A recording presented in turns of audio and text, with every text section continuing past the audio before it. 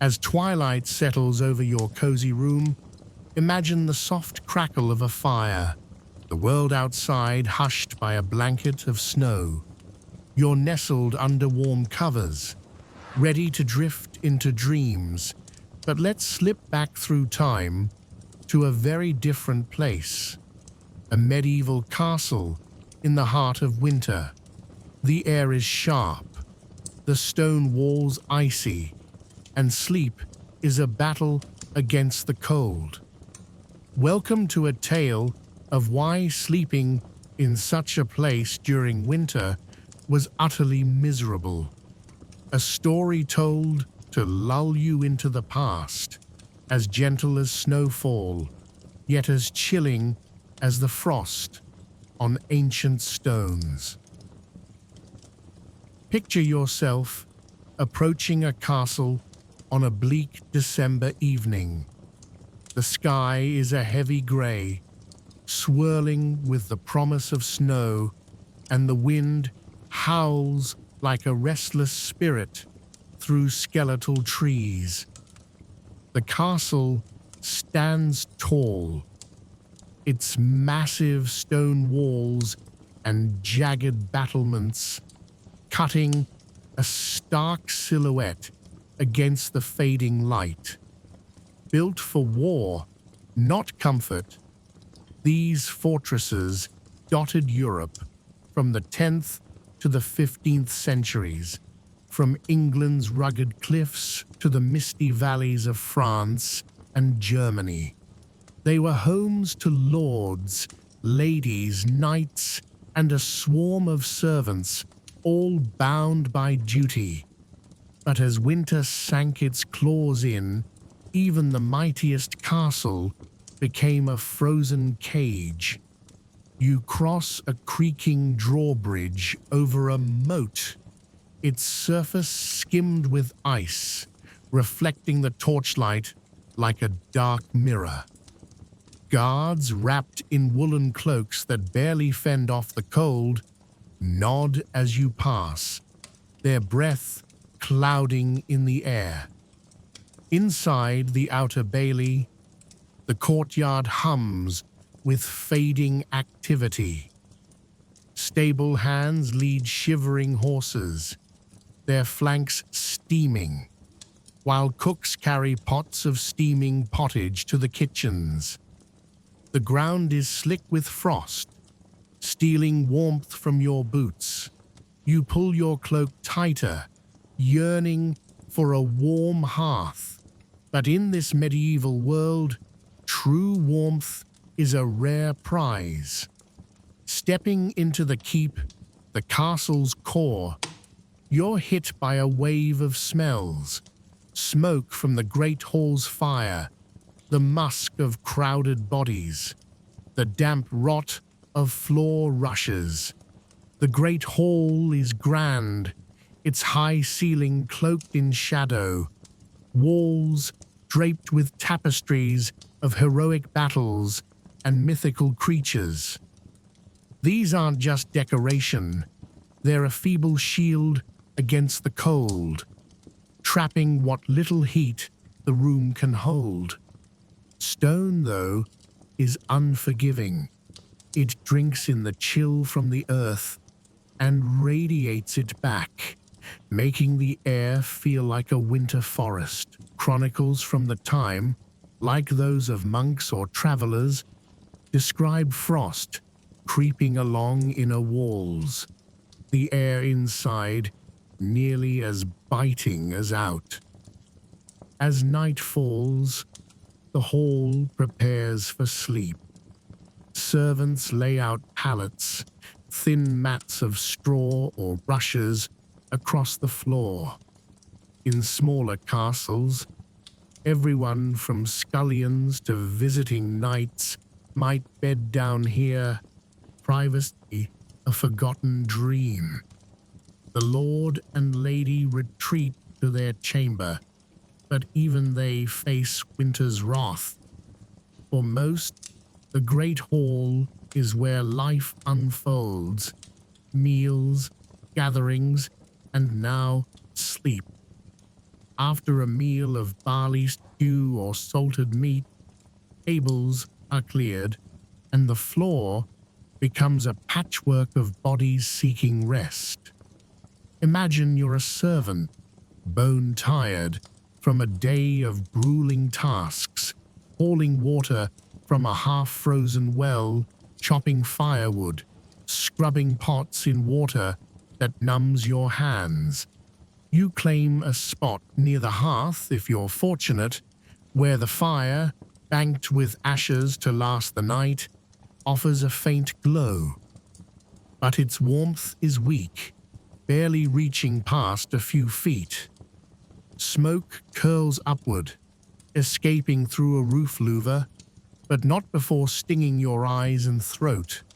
You spread your pallet, a sack of straw crawling with fleas and lice, and wrap yourself in a scratchy blanket or your cloak, huddling close to others for warmth. The floor is hard, littered with rushes, herbs like rosemary doing little to mask the stench of spilled ale, gnawed bones, and worse, dog droppings or a child's accident.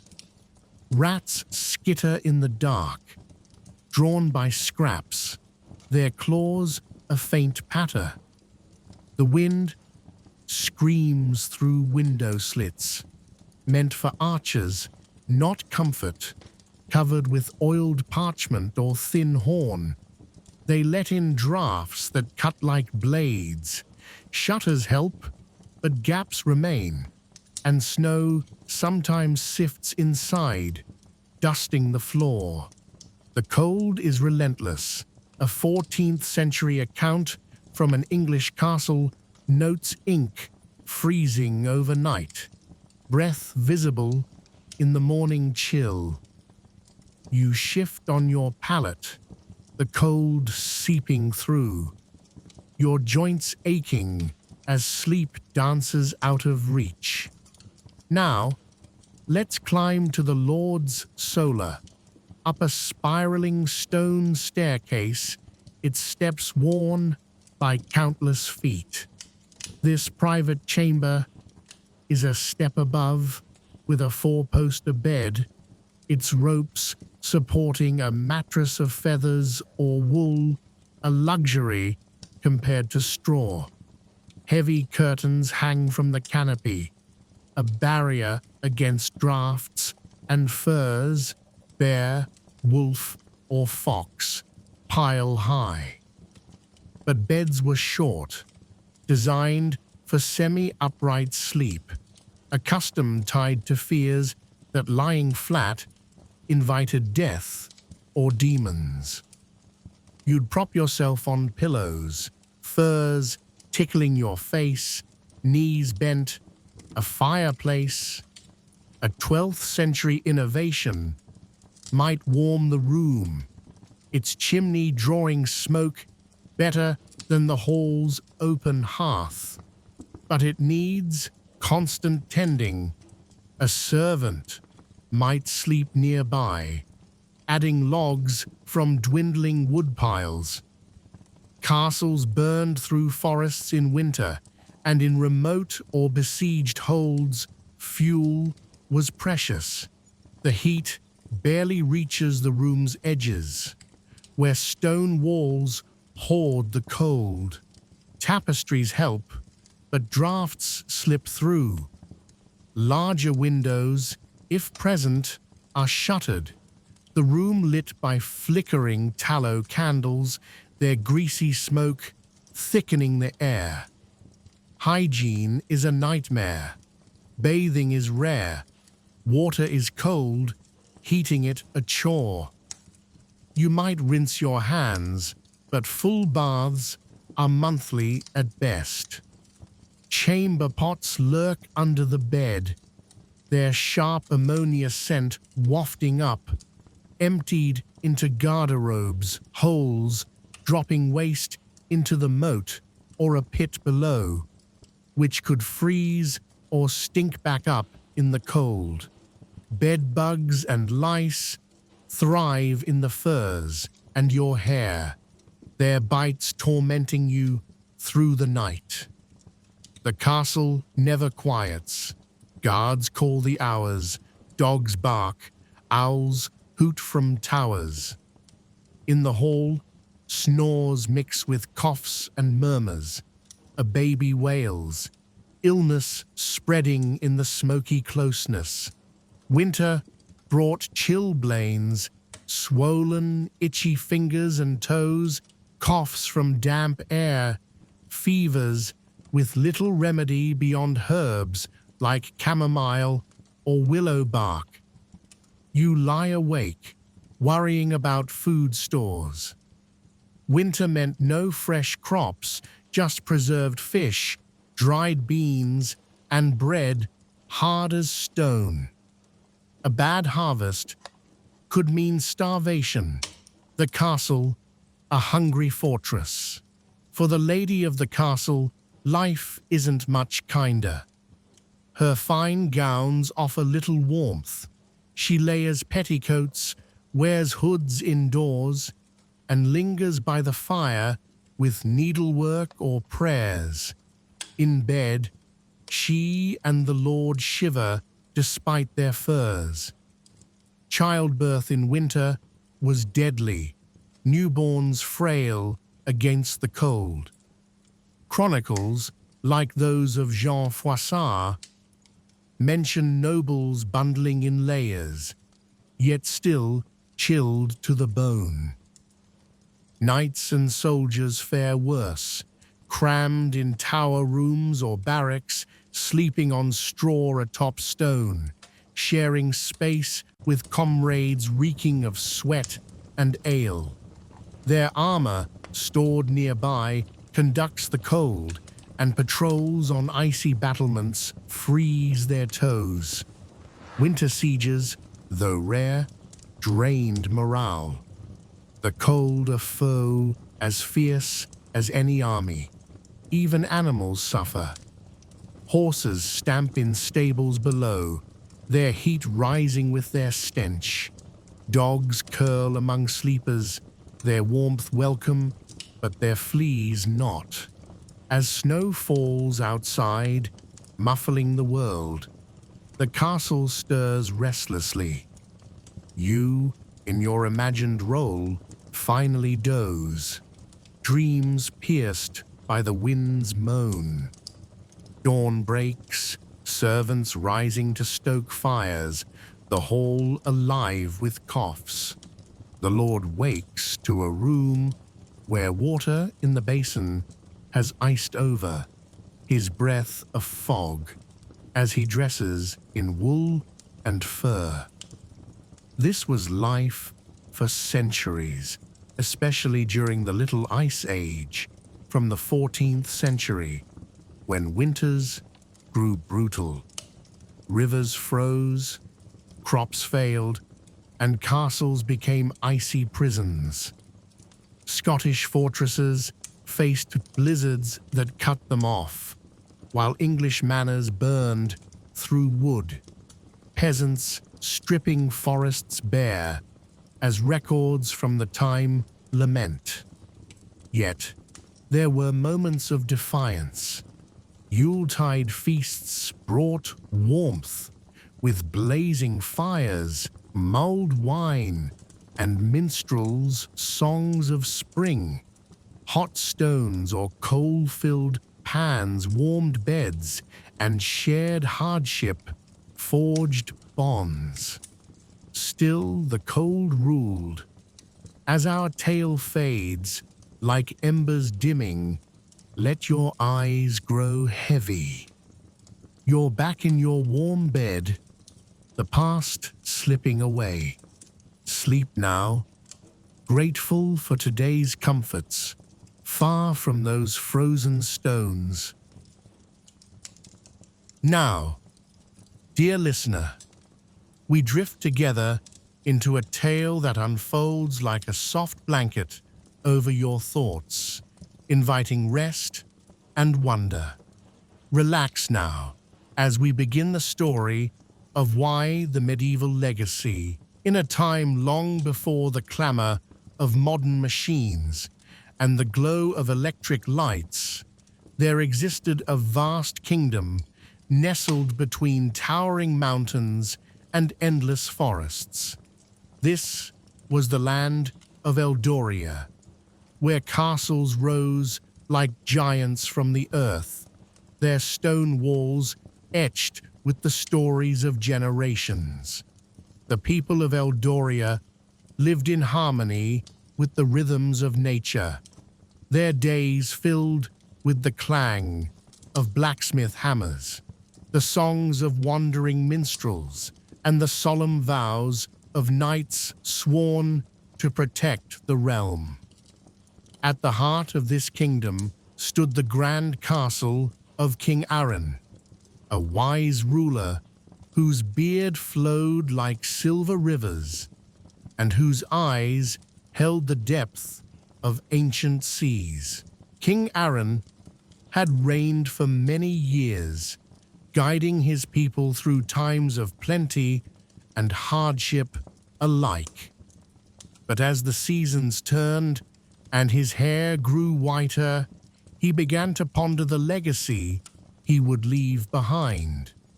What was a legacy? Was it the gold in the treasuries, the lands conquered, or something more enduring, woven into the very fabric of souls? His court, filled with nobles in silken robes and scholars bent over dusty tomes, debated this question late into the night, their voices echoing off the tapestries that depicted heroic battles and mythical beasts. One fateful autumn evening, as leaves danced in the wind like golden spirits, a young squire named Ilara arrived at the castle gates. Ilara was no ordinary youth. She possessed a curious mind that hungered for knowledge and eyes that sparkled with the fire of unquenched questions. Orphaned as a child, she had been raised by an old herbalist in a remote village, learning the secrets of plants that could heal wounds or soothe troubled minds. But Ilara's heart yearned for more. She dreamed of understanding the world's mysteries, especially the enigmatic pull of the past that seemed to shape every present moment. Why did the medieval legacy linger so strongly? Ilara whispered to herself as she approached the castle, her simple cloak billowing in the breeze.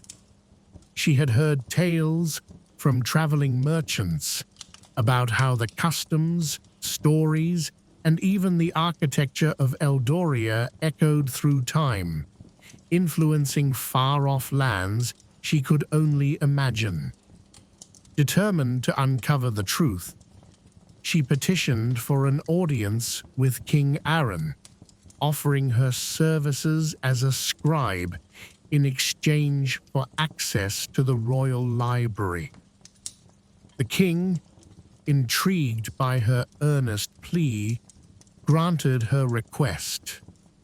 "Child," he said with a kind smile, his voice as warm as the fire crackling nearby, "the legacy you seek is not hidden in books alone. It lives in the hearts of those who carry it forward. Stay with us, and perhaps you will find the answers you crave." And so, Ilara's journey began. She spent her days in the library, a vast chamber lined with shelves that reached toward the vaulted ceiling like ancient trees. The air was thick with the scent of aged parchment and ink, and sunlight filtered through stained glass windows, casting rainbows across the pages. She pored over chronicles of great kings and queens, accounts of chivalric deeds, and legends of dragons slain by brave warriors.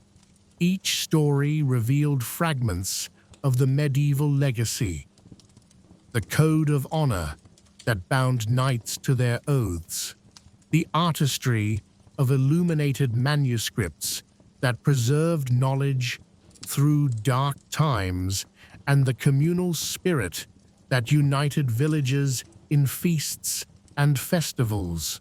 But Elara soon realized that the legacy was more than words on paper. It was alive in the daily life of the kingdom. She wandered the castle grounds, observing the blacksmith forging swords with techniques passed down from father to son. Each strike of the hammer echoing the resilience of ancestors who had endured plagues and wars. In the kitchens, cooks prepared hearty stews using recipes from centuries past, blending herbs that symbolize the earth's bounty and the ingenuity of those who tamed it. Feasts featured pies filled with game and fruits, seasoned with spices traded along silk roads. These meals fostered hospitality, where breaking bread symbolized trust. Elara savored such a feast, the flavors evoking memories of harvests past. This culinary tradition evolved, but its emphasis on seasonal, communal eating influenced sustainable practices, explaining why medieval tables still inspired. One crisp morning, Elara joined a group of knights on a training exercise in the meadows beyond the castle. Sir Galen, a seasoned warrior with scars that told tales of battles won and lost, led the session. The legacy of our forebears teaches us strength not just in arms, but in spirit, he boomed as he demonstrated a sword thrust. Elara watched in awe as the knights moved in unison, their armor gleaming under the sun. Later, by the campfire, Sir Galen shared stories of the Round Table legends, where equality among warriors fostered unbreakable bonds. This is why the medieval legacy endures, he said, his voice softening. It reminds us that true power lies in unity and valor, not in solitary conquest.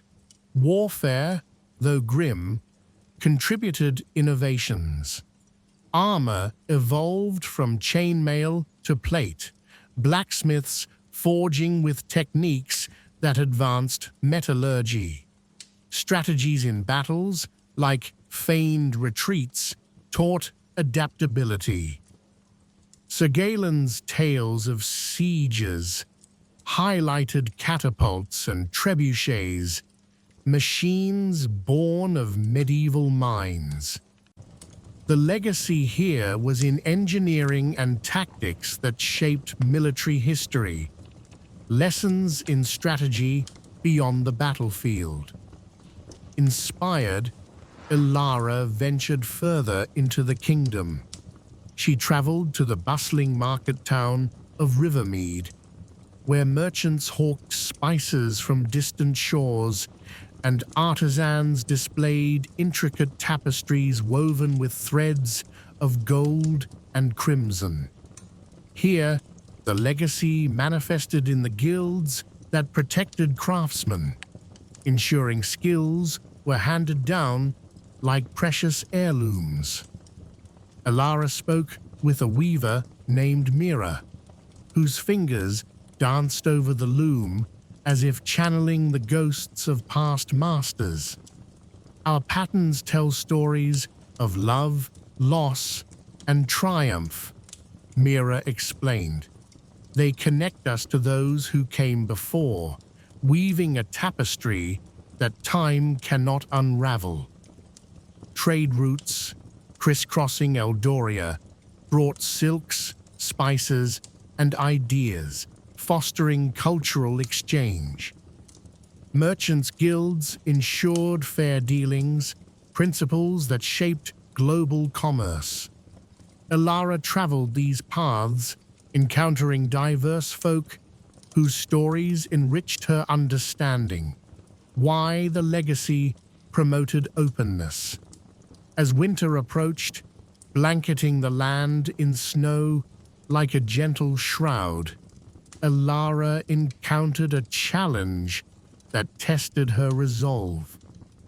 Whispers spread through the kingdom of a shadowy threat.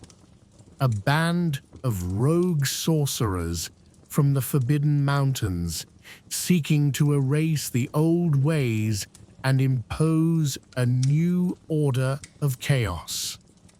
They believed the medieval legacy was a chain holding back progress, and they wielded dark magic to disrupt the harmony of Eldoria. King Aaron summoned his council, and Elara, now trusted for her insights, was included. We must defend not just our lands, but the essence of who we are, the king declared.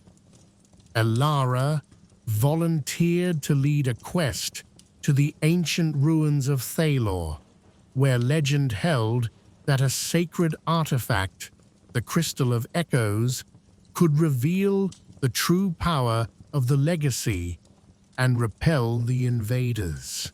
Accompanied by Sir Galen and a small band of loyal companions, including a clever minstrel named Lear and a wise healer called Thorn, Elara set out on horseback.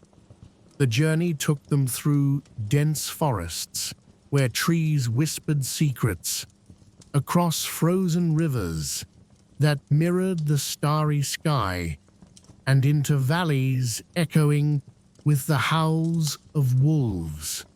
Along the way, they faced trials that mirrored the medieval virtues. A riddle-spouting bridge guardian tested their wisdom. A storm-lashed pass demanded their endurance, and a deceptive illusion challenged their faith in one another. In the depths of the forest, they camped under a canopy of stars, sharing tales around the fire. Lear strummed his lute, singing ballads of heroic quests from ages past.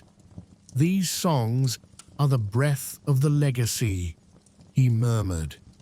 "They carry emotions that words alone cannot, binding hearts across time." Music wove its melody through the legacy. Minstrels like Lear carried lutes carved from seasoned wood, strumming tunes that evoked joy or sorrow.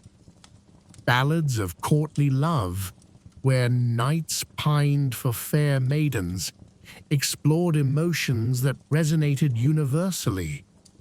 These songs evolved into operas and symphonies, but their roots remained medieval, reminding why music healed and united. In festivals, crowds swayed to these rhythms, forging communal bonds that outlasted individual lives.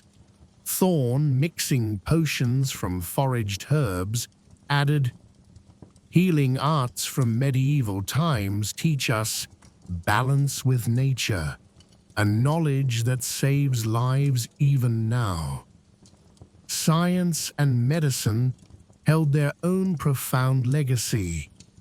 Alchemists in hidden labs experimented with elixirs, laying groundwork for chemistry. Herbalists like Thorn's forebears catalogued plants, willow bark for pain, lavender for calm, knowledge that saved countless lives during epidemics. Elara witnessed this when Thorn treated a wounded knight with poultices from medieval recipes, the healing swift and sure. This legacy endured in modern pharmacology, where ancient remedies inspired new cures, proving the medieval pursuit of understanding nature's secrets was revolutionary. The arts bloomed like wild flowers in spring. Illuminated manuscripts, with their vibrant colors ground from minerals and plants, depicted scenes of daily life, biblical tales, and fantastical creatures. Monks in secluded monasteries labored over these pages, their brushes guided by devotion and skill. The legacy of this artistry taught patience and precision, influencing painters and writers who followed. Elara herself tried her hand at illumination, dipping a quill into azure ink to sketch a dragon, realizing how such creations preserved culture when oral traditions faded. Finally, they reached the ruins of Thalor, a crumbling citadel overgrown with ivy and guarded by stone statues that seemed to watch their every move. Deep within, in a chamber lit by ethereal glow, lay the crystal of echoes. As Elara touched its surface, visions flooded her mind. Scenes of medieval scholars inventing the printing press to spread knowledge, architects building cathedrals that reached for the heavens, and philosophers debating ethics that shaped laws for centuries to come. Architectural marvels defined the medieval era in Eldoria. The castles, with their towering turrets and drawbridges, were not mere fortresses, but symbols of ingenuity. Built with stone quarried from the mountains, each block placed by hands calloused from labor, they withstood sieges and storms alike. The legacy lay in the engineering principles. Archers that distributed weight, battlements that provided defense, principles that influenced bridges, and buildings in lands far beyond. Elara had discovered blueprints of these structures in the library. Drawn on vellum with quill and ink, she marveled at how masons used geometry, a knowledge borrowed from ancient civilizations but refined in medieval workshops. These designs ensured that even as empires rose and fell, the structures endured, becoming homes for new stories. Visitors from distant realms gazed upon these castles, feeling the weight of history, understanding why such legacy inspired awe and preservation efforts. But the sorcerers arrived, their cloaks swirling like storm clouds.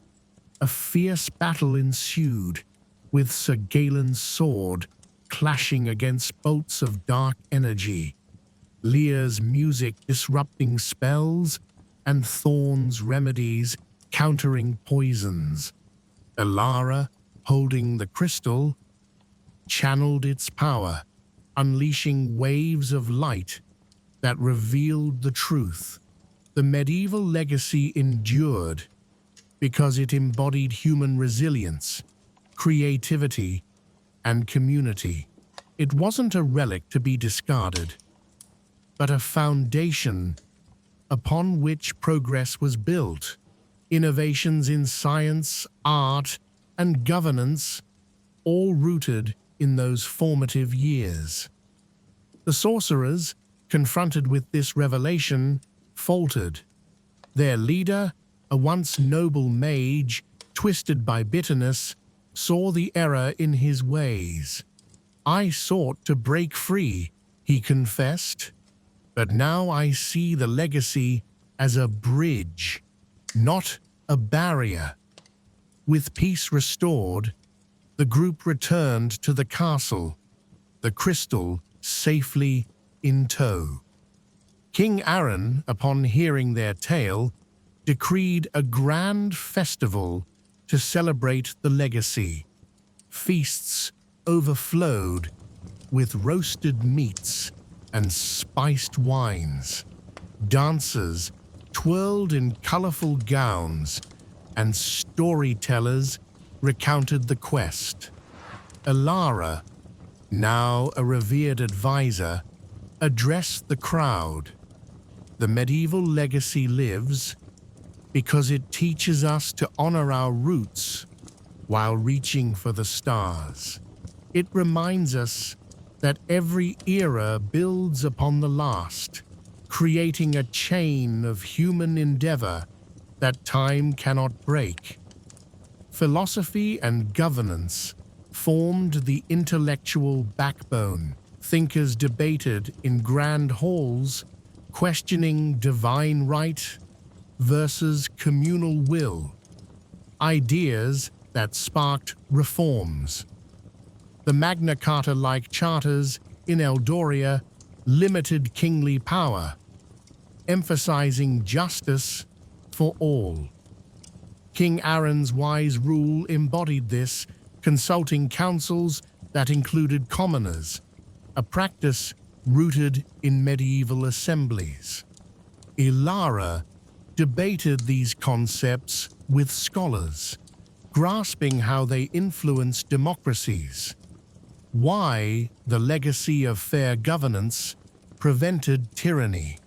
Social structures, from feudal bonds to emerging middle classes, evolved dynamically. Villages self-governed through councils, fostering democracy's seeds. Elara observed this in Rivermead, where artisans voted on guild matters, a microcosm of participatory governance. Religion and spirituality infused every aspect. Cathedrals with stained glass told stories to the illiterate, fostering faith and community. Pilgrimages to sacred sites built networks of roads and inns, boosting trade. Elara joined a pilgrimage, feeling the spiritual pull that united diverse peoples. This legacy persisted in how faith communities supported one another, why medieval devotions echoes comforted in turbulent times.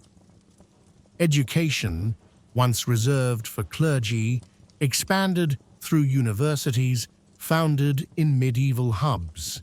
Scholars like those in Eldoria's library taught rhetoric, logic, and astronomy, curricula that formed the basis of higher learning.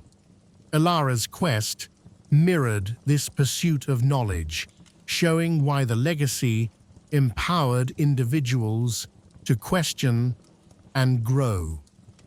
The role of women in this legacy was often unsung.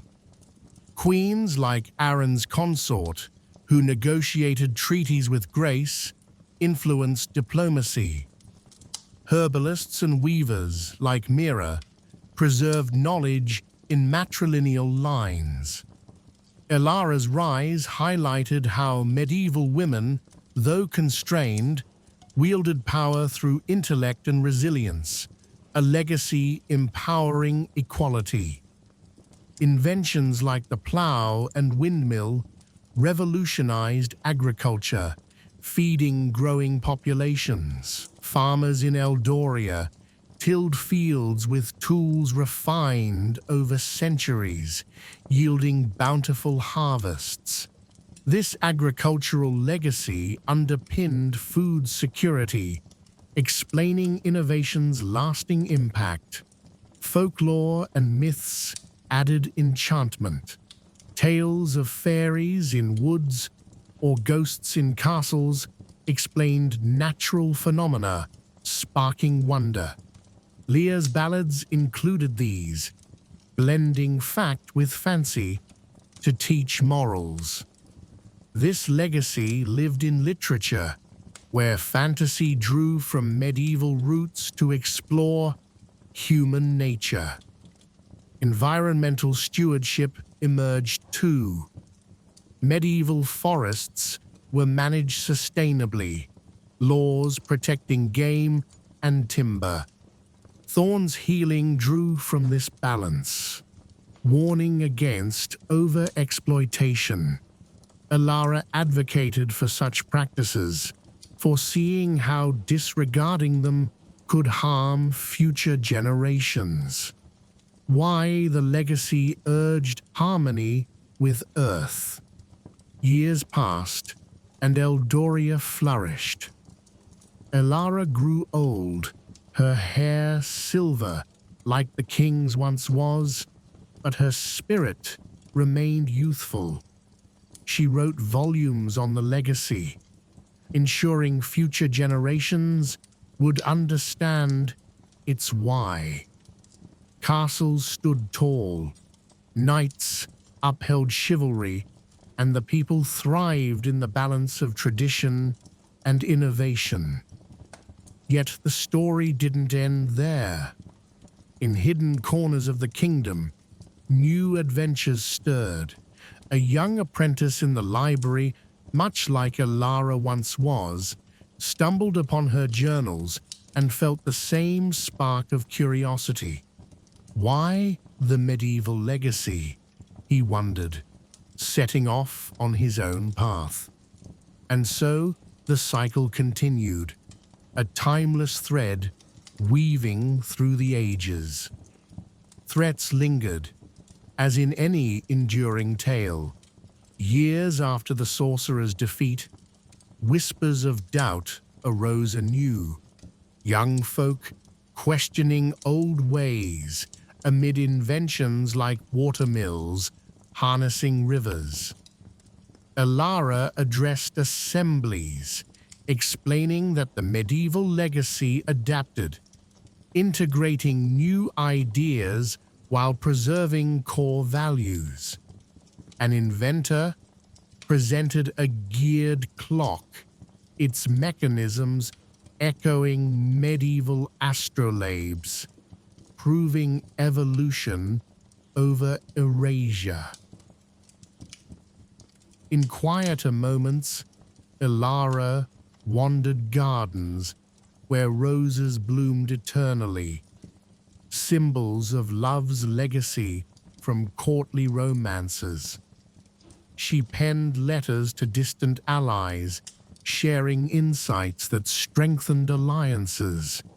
The crystal, now enshrined, glowed during solstices, reminding all of interconnected histories. Children in villages learned these stories by hearthside, their imaginations ignited.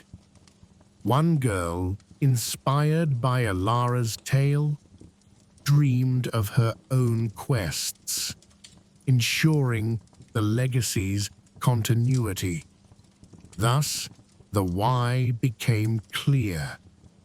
The medieval legacy endured because it mirrored humanity's essence: struggle, creativity, connection, guiding through change.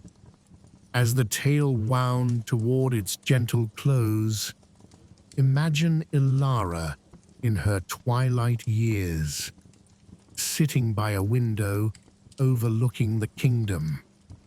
The sun set in hues of amber and rose, casting long shadows that danced like memories.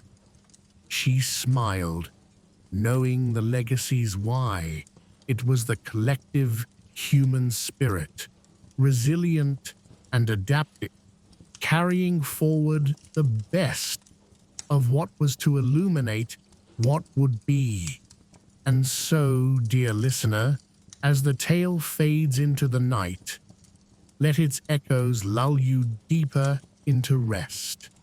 The medieval legacy, like a soft dream, wraps around us all, timeless and true.